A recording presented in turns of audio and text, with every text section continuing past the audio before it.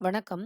இன்றைய காலகட்டத்தில மக்கள் அனைவரும் ரொம்பவுமே அவங்க ரொம்ப பிஸியா இருக்காங்க. வீட்ல இருக்கிறவங்களும் சரி, ஏதோ ஒரு வேலை செய்றாங்க.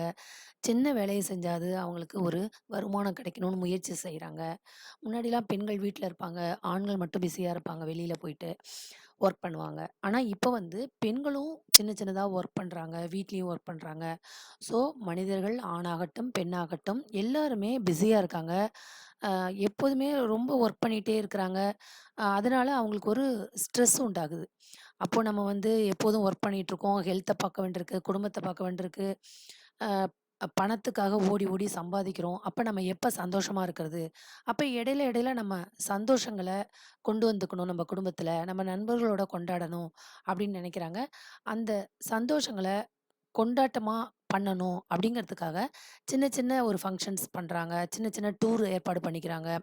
அந்த வகையிலலாம் அவங்க என்னென்னலாம், எப்படிலாம் தங்களுடைய மனநிலைய, ஸ்ட்ரெஸ்ஸ போக்குறதுக்கு, கொண்டாட்ட ஒரு சூழ்நிலைக்கு அவங்க எப்படிலாம் தன்னுடைய குடும்பத்தையும், அவங்களையும் அ ஆட்படுத்திக்கிறாங்க அப்படின்னு நம்ம பார்ப்போம். இப்படி தங்களுடைய ஸ்ட்ரெஸ்ஸ சரிபார்க்கறதுக்காக சுற்றுப்பயணம் போறது, ரிலாக்ஸ் பண்ணிக்கிற சூழ்நிலை எல்லாமே இப்போ ஒரு 10 வருடங்களா தான் மக்கள்ட்ட ஒரு விழிப்புணர்வோட நடந்துட்டுருக்கு. அது எப்பல்லாம் கிடைக்குதுன்னா, விடுமுறை எப்பல்லாம் கிடைக்குதோ, அ அப்ப அந்த சந்தோஷத்த கொண்டாடுறாங்க. இல்ல ஏதாவது நம்மளுடைய ரிலீஜியஸ் ஃபங்ஷன்ஸ் வருதுல்ல, அப்போ லீவு 2 டேஸ் சேர்த்து கிடைக்குதா, 3 டேஸ் இருக்கா, எங்கேயாவது ஒரு இடத்துக்கு போலாம், ஏதாவது ஒரு ரிலேட்டிவ் வீட்டுக்கு போலாம், ஏதாவது ஊருக்கு போய் என்ஜாய் பண்ணலாம்.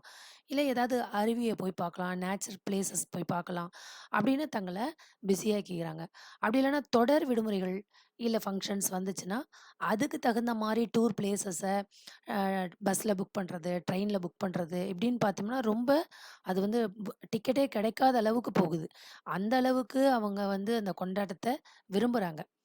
இதனால என்ன ஆகுது அப்படின்னா, பீச்சு, டூரிஸ்ட் பிளேஸஸ், அ பார்க்கு, அப்புறம் அந்த இப்போ புதுசா வந்துட்டு இருக்கிற இந்த மால்கள், இது எல்லாமே என்னன்னா ரொம்ப கூட்டம் அதிகமாகுது. ஒவ்வொரு வாரம் வாரமும் ஏதாவது இசை நிகழ்ச்சிகள் அந்த மால்ல நடத்தப்படுது. அத பார்க்கறதுக்காகவே போயிடுறாங்க.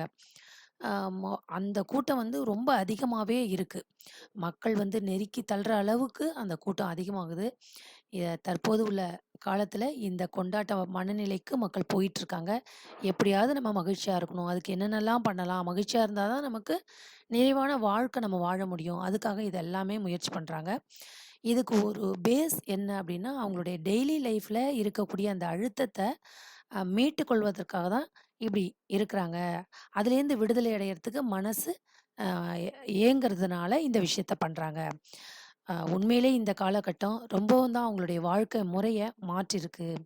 சின்ன வயசுலேருந்து எப்போதும் படிப்பு, படிப்பு, இலக்குகள பார்க்கணும், வெற்றிய பார்க்கணும் அப்படின்னு டவுன் சைடும் சரி, வில்லேஜ் சைட்லயும் குழந்தைகளையும் ஸ்ட்ரெஸ் பண்றோம்.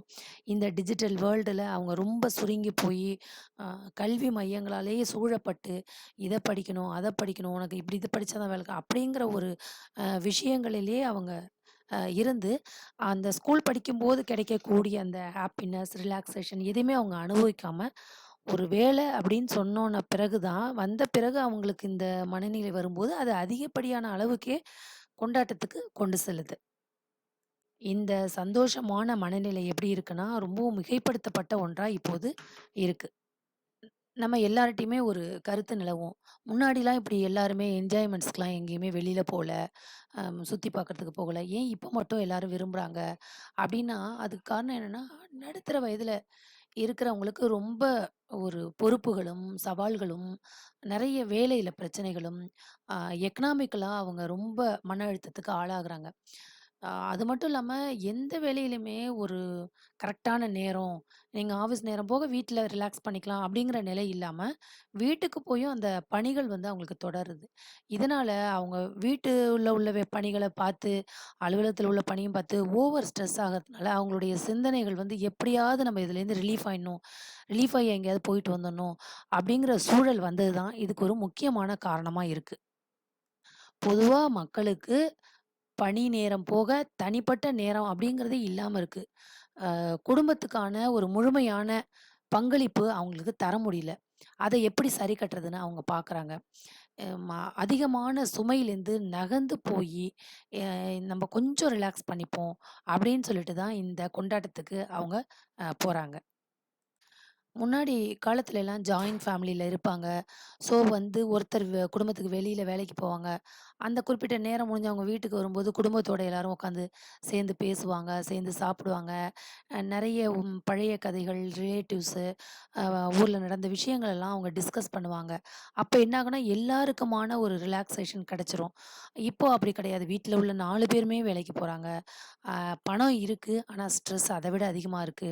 ஒருத்தருக்கு ஒருத்தர் ஒரு நல்ல மனநிலையில அ கலந்துரையாடல்கள்லாம் இருக்காதனால, சின்ன சின்ன விஷயங்களுக்கு கூட அவங்க ஒருத்தர் ஒருத்தர் குறை சொல்லி, பேசி, சண்டை போட்டு, அவங்க மனசளவுல ஒரே வீட்ல இருந்தாலும் மனசளவுல அவங்க ஏதோ ஒரு குறைகளோடையே வாழ்ந்துகிட்டு இருக்கனால, அதிகமான மனச்சோர்வு வருது.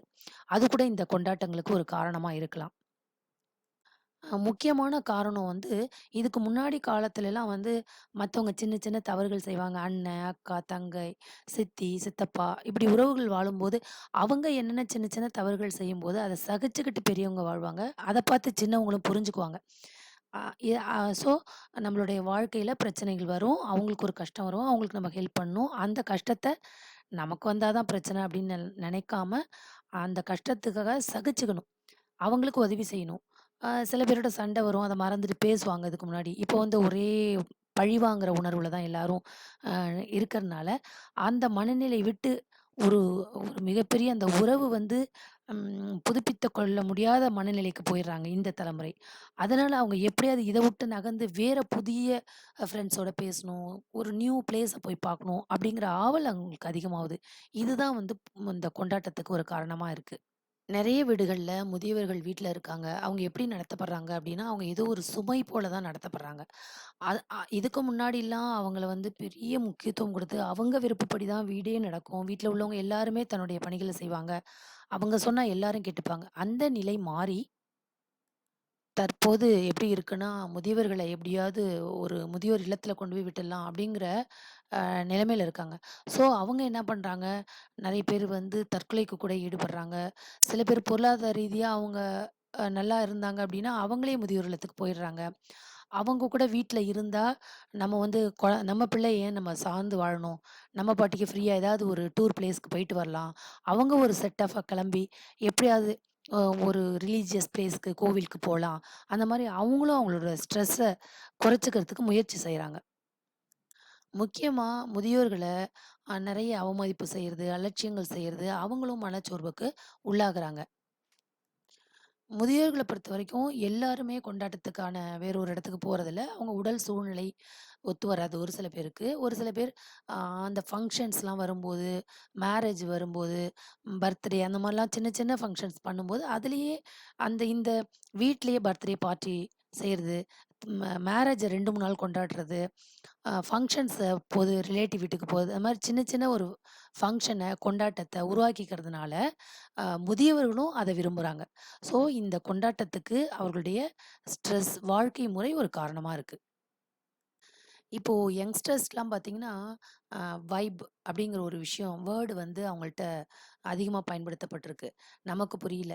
முக்கியமா ஏதாவது ஒரு மியூசிக் கச்சேரி நடக்குது அப்படின்னா, அங்க போய் ஒரு டான்ஸ் ஆடுறாங்க, பாட்டு படிக்கிறாங்க. அதெல்லாம் வந்து நமக்கு அது என்ன அப்படின்னு கேட்டா, நமக்கே நமக்குள் வருவது அப்படின்னு சொல்றாங்க.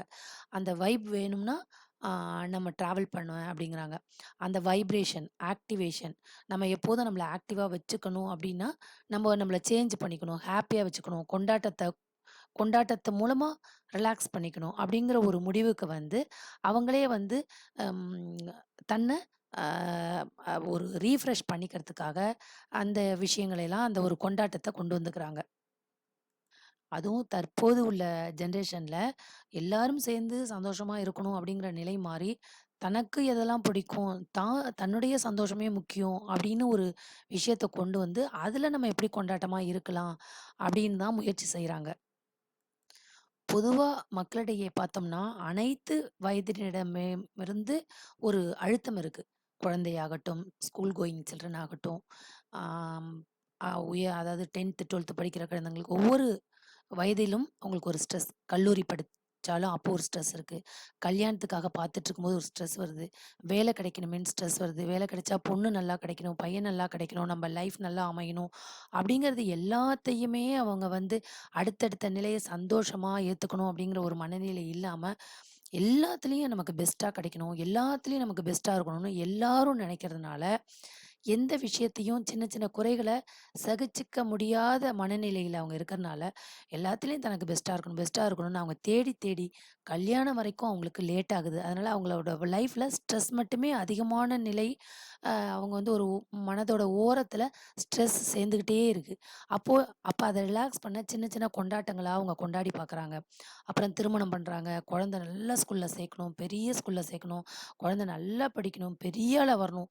எப்போதுமே எல்லாருமே இத பேசி, பேசி, பேசி நெனச்சு, அந்த குழந்தைகளுக்குள்ளும் ஒரு ஸ்ட்ரெஸ்ஸ உருவாக்கிறாங்க. ஸோ, அனைத்து தரப்பினரும், அனைத்து நிலையில் உள்ள வாழ்க்கை முறையிலும் மனிதர்களுக்கு இந்த ஸ்ட்ரெஸ் வராதனால, வந்துகிட்டே இருக்கறனால, அந்த ஸ்ட்ரெஸ்ஸ போக்கறதுக்கு சின்ன சின்ன கொண்டாட்டங்கள உண்டாக்கிக்கிறாங்க. வெளியில டூர் போறாங்க. அதனாலேயே தற்போது உள்ள காலகட்டத்தில, அ இந்த கொண்டாட்டங்கள் அதிகமாயிட்டே வருது. அதனால வெளியில எங்க போனாலுமே கூட்டங்களும் அதிகமாயிருக்கு. இதெல்லாம் ஒரு முக்கியமான காரணமா இருக்கு. நம்மளுடைய வாழ்க்கையில அ எப்போதுமே நாம சந்தோஷமா இருக்கிறதுக்கு சின்ன சின்ன கொண்டாட்டங்கள நம்ம ஏற்படுத்திக்கணுமா? வேண்டாமா? கமெண்ட்ல சொல்லுங்க. நன்றி.